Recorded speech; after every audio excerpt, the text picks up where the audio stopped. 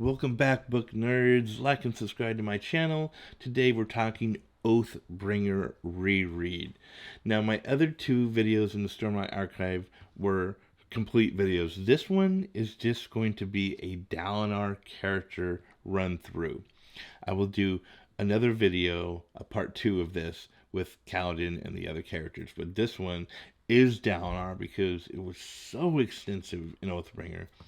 Oathbringer is his book, and we get so much with him in this book.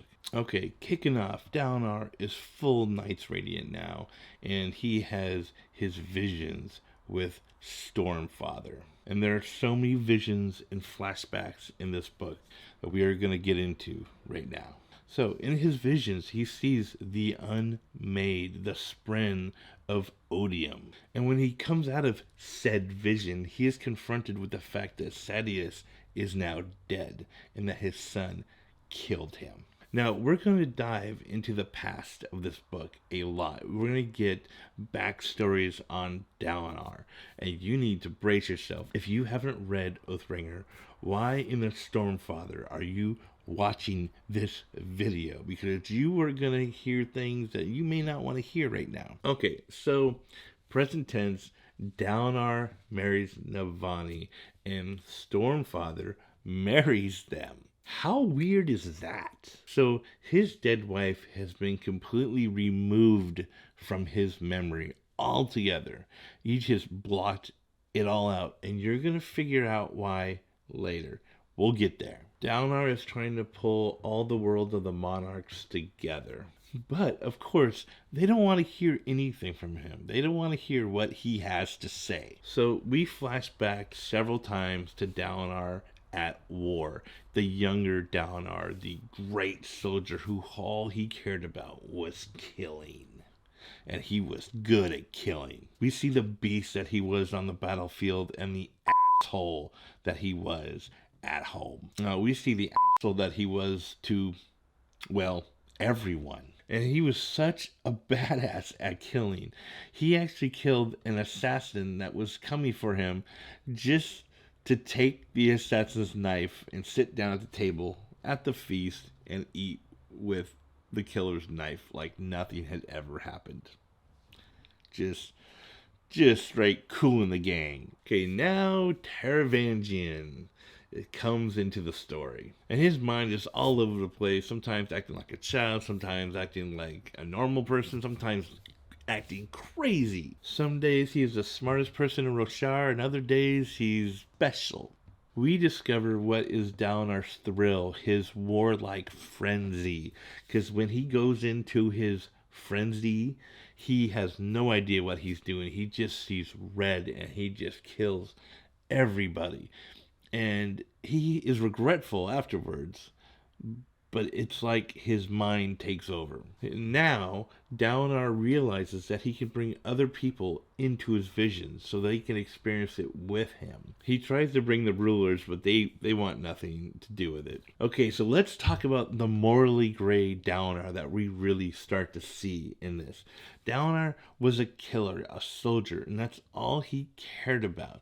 And he left his wife and kids at home and really didn't want to be home. He wanted to be in battle, even though his wife begged him to stop going, because the person that he was becoming in battle was not someone that she wanted to live with. So she begged and pleaded, and of course, he always just went back. He went back to doing what he wanted to do. Okay, so more and more visions. He brings Yasna and Navani into his visions this time. It's here we find out that Stormfather says that odium gave power to the Voidbringers, that they were reborn as Parshmen. Here, honor made the oath pact for the desolations, but someone broke their oath, and now the desolations will come more frequently. Now, it is now that Lift appears in the story. Lift appears and is telling everyone not to trust what Dalinar is saying. And everyone was like, what? That's crazy. So when Dalinar tries to call Stormfather into one of his visions, it's Odium that comes to him. And Odium is godlike power. More power than anyone can stand. Okay, here we get the Rift flashback. And if you've read the book, you know what I'm alluding to. The Rift was a horrible scene from his life. It was one of his seeing red moments where he's just going in and killing, and they tried to trap him. They said, hey, everybody's over there in those mountain ranges, and he went over there, and they tried to bury him in an avalanche.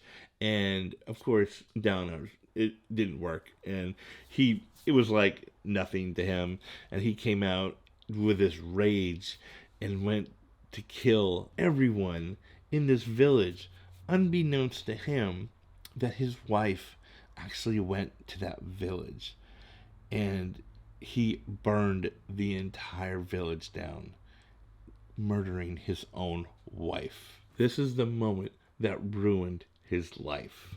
He will never be the same after this. This is a Dalinar who is damaged, who is broken, and he is got horrible PTSD from what he did in all the years of battle, and he's drinking hardcore, and people are trying to hide the bottles from him. His sons are trying to hide the bottles, and Adolin loves his dad and is trying to sneak him booze because it's he feels that he needs it. He's just so damaged, and Dalinar has blocked out this whole incident. He's just erased it from his mind. But in his worst downward spiral, Yasna reads him the way of kings. And it's that moment that moment of clarity for Dalinar. And Dalinar plans to make Roshar better. He has these great plans that he's going to take Roshar and make everyone's life better. Then Odium comes to him and says, I will fix it for you. I will give you inner peace if you do this one thing for me and destroy everything. If you kill everyone, I will grant you inner peace. It is here we get the large reveal that slaps us right in the face. The Voidbringers are not the Parshmen. They're not Parshendi. They are human. So we are the bad guys. We are the invaders. We are the ones who need to be killed. Okay, end of part 1. Part 2 will be Kaladin, and we will do the rest of the story arcs and the last main battle. Read fast.